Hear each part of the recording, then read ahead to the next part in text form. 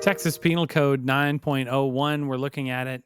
It's just definitions. We're going to get into chapter 9. All of chapter 9 is the defenses like self defense, defense of third person, defense of property, the different justification defenses. So we're going to start with 9.01. These are all the definitions. The first word that's defined is custody.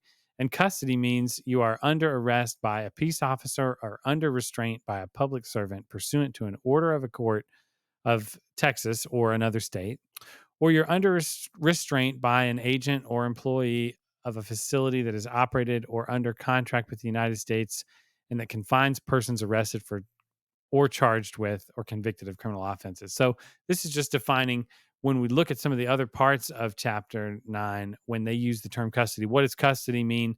It means you're under arrest. It means that is defined in case laws to be like the formalities of formal arrest. And so let's look at the next one.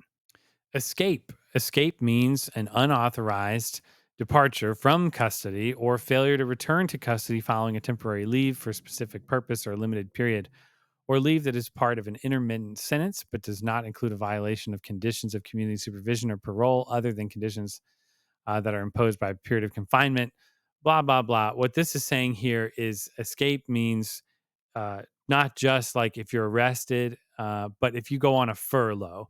So this is really like a definition that includes the furlough provision. So a furlough is like when you're in prison and they let you out for your mom's funeral because she died, and you're asking for that ability to attend the funeral. Sometimes they'll let you do that, and if you don't return, then you see you've failed to return to custody following a temporary leave for a specific purpose, like a furlough funeral. And the most important definition in chapter 9 is deadly force. Deadly force means force that is intended or known by the actor to cause, or in the manner of its use or its intended use, is capable of causing death or serious bodily injury.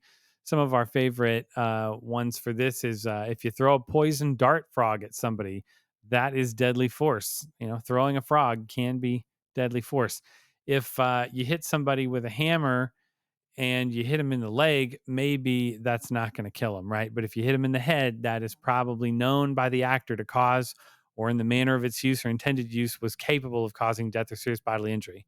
What if you tase somebody and they fall and hit the ground and die? Well, if they've died, then in the manner of its use, it was capable of causing death or serious bodily injury. And so here, the distinction, another important distinction to make is that deadly force doesn't have to be deadly. It could be something that is risking serious bodily injury, which is the long, protracted loss of your ability to walk, maybe. So a broken finger is not going to be serious bodily injury. A broken femur, where you can't walk for 6 months or something like that, that is going to be serious bodily injury. Vehicle. This includes any device in, on, or by which any person or property is or may be propelled, moved, or drawn in the normal course of commerce or transportation, except such devices as are classified as a habitation. Well, so what does that mean? It doesn't mean necessarily something that has a motor propelling it, right? Now, it can be. It says it may be propelled, moved, or drawn. So, what about a horse and buggy? Is that a vehicle? You bet. Under this, that is capable of being drawn in the normal course of commerce or transportation.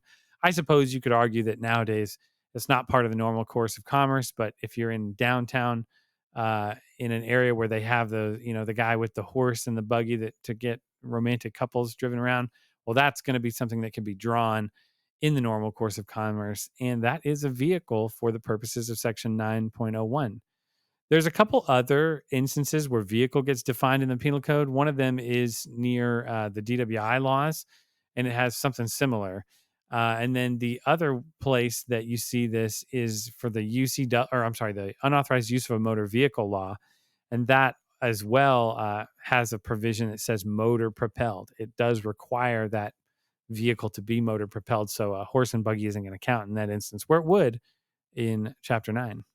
And then finally, habitation. A habitation means a structure or a vehicle that is adapted for the overnight accommodation of persons and includes each separately secured or occupied portion of the structure or vehicle. This is like an RV, right?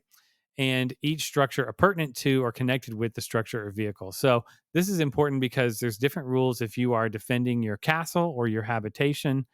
And that's why we have a definition here. But again, this means any structure or vehicle that is adapted for the overnight accommodation of persons. So if you are like, I don't know, famously the singer Jewel, maybe this is letting everybody know how old I am, but the famous singer, or somewhat famous back in the day, Jewel, she lived in her car for some period of time. And it was adapted with pillows, blankets, whatever. If it was adapted for the overnight accommodation of persons, did that car count as a habitation? You bet it does, especially under this definition, Chapter 9, Texas Penal Code. Thanks for watching. Don't forget to like and subscribe. And as always, this is all for educational purposes. Thanks for watching.